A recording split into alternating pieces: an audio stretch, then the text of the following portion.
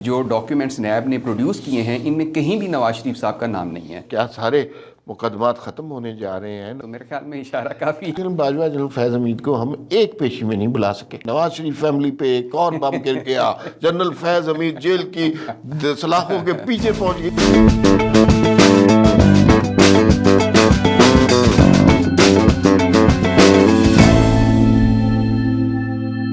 Iranian السلام علیکم. ایک دفعہ پھر وی ٹاک کے ساتھ میں اور فیصل پاشا آپ کی خدمت میں حاضر ہیں. بہت سارے موضوعات ایسے ہیں جن کے اوپر بات ہونی چاہیے، اور بہت سارے موضوعات ایسے ہیں کہ جو شاید آج کو بڑی معمولی سی خبر لگتے ہیں، لیکن آنے والے دنوں میں اس خبر کے امکانات، ثمرات، مضمرات ایسے ہوں گے کہ وہ ملکی سیاست کے فیصلے کر رہے ہوں گے. پہلی تو بات یہ ہے کہ آج نواز شریف صاحب کی پیشی ہے. اس پیشی میں کیا ہونے جا رہا ہے؟ کیا سارے مقدمات ختم ہونے جا رہے ہیں؟ نواز شریف صاحب پیش ہو رہے ہیں، نہیں پیش ہو رہے، یا عمران خان کی طرح پیش ہو رہے ہیں کہ دنگا فساد ہو رہا ہے کہ نہیں؟ دوسرا ہم بات کریں گے کہ یہ جو بہت تکلیف دہ واقعات ہونے شروع ہو گئے ہیں کم عمر بچوں کی ڈرائیونگ کے حوالے سے، اور اس میں ہم کسے قصوروار ٹھہرا سکتے ہیں. لاہور میں 2 واقعات ہوئے ہیں. ایک میں ایک بچے نے 6 لوگوں کو مار دیا تیز رفتار گھر. ایک میں وہاں پہ جھگڑا ہوا اور بچے کے ماموں نے ایک میڈیکل کی طالبہ کو گولی مار دی. یہ بہت تکلیف دہ واقعات ہیں. تیسرا ایک انوکھا کیس ہم نے ڈسکس کرنا ہے، اور وہ انوکھا کیس ایسا ہے جس کے مثلا ساری چیزیں اس کی پوری تھیں، 12 مسالے پورے تھے، اور ہانڈی پکنے لگی تھی. وہ دم پہ لگائی ہانڈی، تو پھر جب ڈھکن کھولا تو بیچ میں کچھ بھی نہیں تھا. تو یہ ہم ذکر کر رہے ہیں. جنرل باجوہ اور جنرل فیض کو ایک پیشی پہ بلانا تھا 28 تاریخ کو، وہ پھر پیشی ختم ہو گئی. پھر انقلاب جانے پتہ نہیں اس کا کیا بنا. پیسہ پھر کیا بنا انقلاب کا؟ بس سر وہ کینسل ہو گئی ہے ان کی جو اللہ کی مرضی سمجھیں اس سے کیا مرضی. کیا ہوا کیا؟ تو بس وہ لسٹ میں تھا، لسٹ میں کیس تھا، لیکن پھر وہ کینسل کر دیا گیا. کل انہوں نے کینسل کر دیا، لسٹ میں سے نکال دیا. تو کس نے نکالا؟ کچھ پتہ چلا؟ یہ سر اس معاملے میں جسٹس شوکت عزیز صدیقی صاحب جو ہیں وہ بڑی تفصیلی اس پہ بات چیت کر چکے ہیں کہ کون کیسز لگواتا ہے اور کون ان کو سماعت کے لیے مقرر کرواتا ہے. تو میرے خیال میں اشارہ کافی ہے. اچھا، لیکن اس میں یہ وہی کیس تھا نا جس میں جنرل باجوہ، جنرل فیض حمید اور شاہد میتلا اور جاوید چودھری، اور یہ میرے خیال اس بارے میں تھا کہ غیر ضروری بیانات وغیرہ غیر ضروری. وہ 2 سال کی پابندی ہوتی ہے نا پوسٹ ریٹائرمنٹ. کوئی بھی جو فوجی افسر ہے یا بیوروکریٹ ہے وہ کوئی انٹرویو نہیں دے سکتا. تو انہوں نے انٹرویوز دیے. تو عاطف نامی کوئی شہری ہیں، انہوں نے ایک پٹیشن فائل کر دی اسلام آباد ہائی کورٹ میں کہ جی یہ انہوں نے اس رول کی وائلیشن کی ہے، تو اس پہ ان کے خلاف جو ہے وہ پروسیڈ کیا جائے.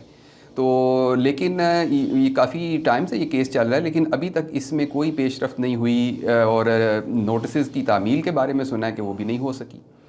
تو یہ اس کی صورتحال ہے. اب اس 28 تاریخ کو یہ کیس تھا، مقرر تھا سماعت کے لیے، لیکن اچانک سے پتہ چلا کہ جناب وہ لسٹ میں سے کینسل ہو گیا. تو یہ صورتحال ہے. اچھا، لیکن اس میں یہ بتائیے کہ جنرل باجوہ کے تو مبینہ انٹرویو آئے تھے کیونکہ انہوں نے ڈینائل دے دیا تھا. جنرل فیض حمید کے تو انٹرویوز نہیں آئے تھے میرے خیال ہے.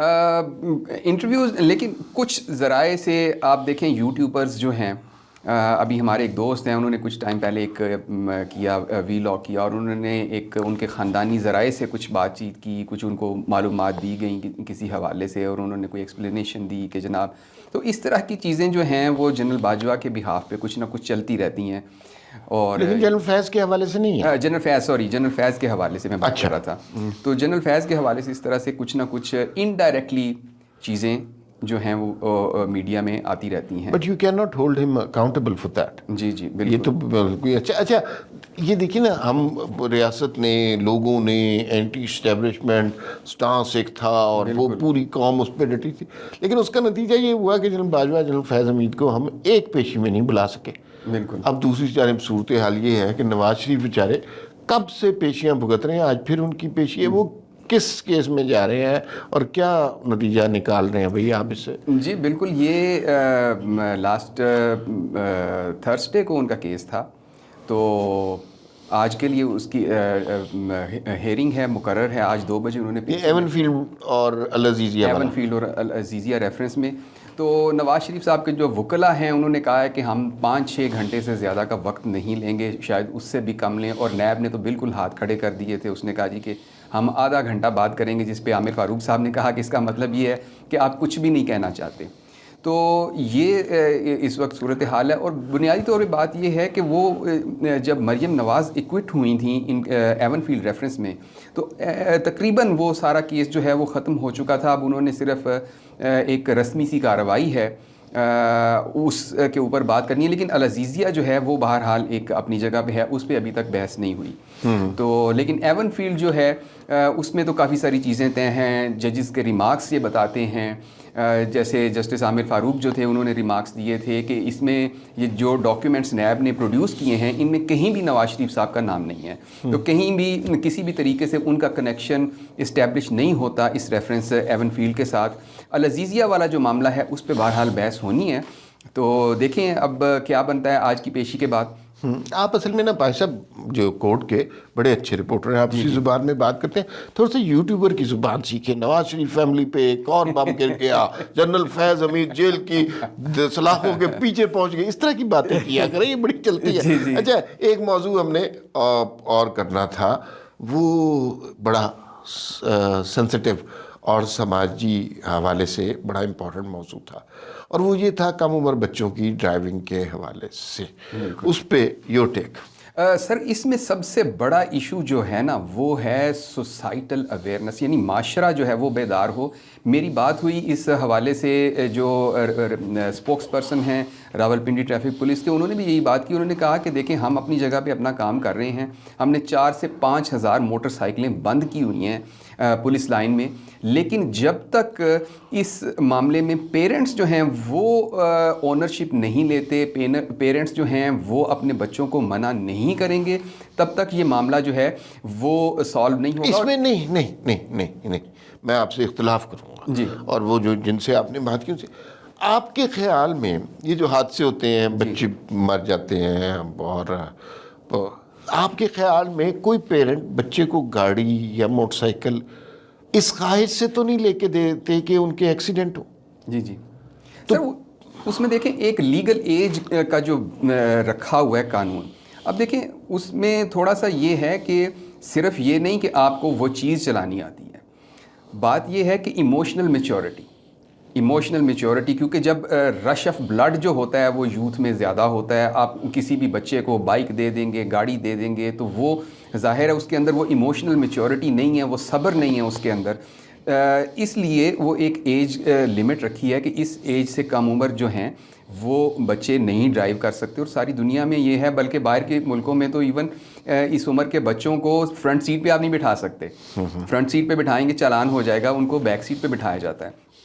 تو یہ پیرنٹس جو ہیں, میں آپ کو بتاؤں, میں ناشتے کے لیے نکلا کچھ دن پہلے کی بات ہے, ایک 10 سال کا بچہ وارڈن کی بائک پہ آ رہا ہے ناشتہ لینے, ٹھیک ہے, غالباً باپ وارڈن ہوگا, تو بائک اس نے دے دی, بچہ جناب چلا کے آ رہا ہے. اب جن لوگوں کا کام یہ ہے کہ اس چیز کو روکنا ہے, اب وہی اگر اس میں ہمیں اچھا اس میں جو پاشا وہ بات صحیح ہے, لیکن بعض اوقات نا جو چند رئیس زادے ہیں, جی بڑے امیر ماں باپ کے بچے, جیسے لاہور میں یہ واقعہ ہوا, وہ ان کا کوئی پتہ نہیں چل رہا, مطلب اگر کسی اور کی بات ہوتی تو ایسی اس کی تصویریں لگا کے زوم ان زوم آؤٹ کر کے دکھاتے, یہ ہے وہ شخص جس کے بچے نے اس طرح کی, اس کا نہیں پتہ. اس کا مطلب ہے کہ بعض اوقات کچھ والدین اتنے امیر ہوتے ہیں کہ انہوں نے بچوں کو یہ تسلی کی ہوتی ہے کہ آپ معاشرے میں کوئی جرم کر لیں بالکل, اور آپ پکڑے نہیں جا سکتے, کیونکہ سوسائٹی میں ان کے والدین نے لوپ ہولز ڈھونڈے ہوتے ہیں. بالکل,